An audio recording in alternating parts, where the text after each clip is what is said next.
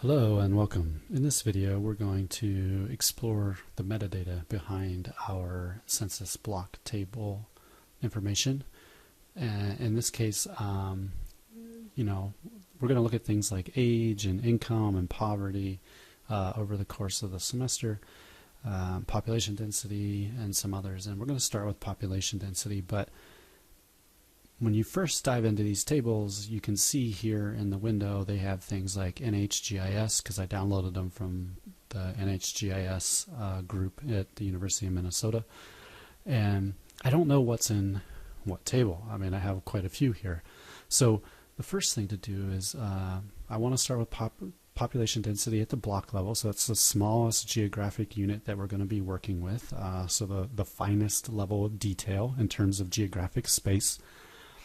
And so I'm going to go down to just my first one. So you can see here's the CSV table. And so if I open this, let's say you can see that it's a comma separated file. So in a text editor it looks like this. If you'd open it up in Excel, it'd be put into columns and headings, but really there's codes, so there's a lot of abbreviations and things that you don't know what is what. So we need to look in the metadata, which is the data about data. And so we can find that in the code book. Now the reason I download stuff from the NHGIS instead of directly from the Census Bureau through fact finders, because this group has cleaned up a lot of the code books, and they've named things even in these files. Once you start using it, you'll become familiar with them. But like the code book, it's the metadata, it's the codes, and so you can open that.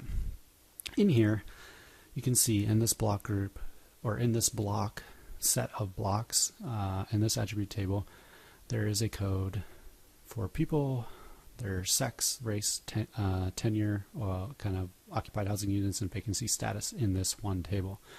Now the particular fields that we're going to work with and for the population density is we need total persons, or total people, which will be ET1001. So you kind of want to write that down somewhere, because we'll need that later on.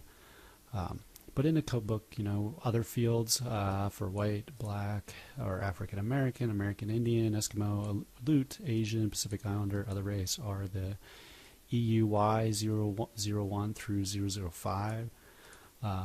Owner-occupied versus renter-occupied houses are these codes, and so these are the field or column headings that we'll be looking for once we get into GIS in the next couple of videos.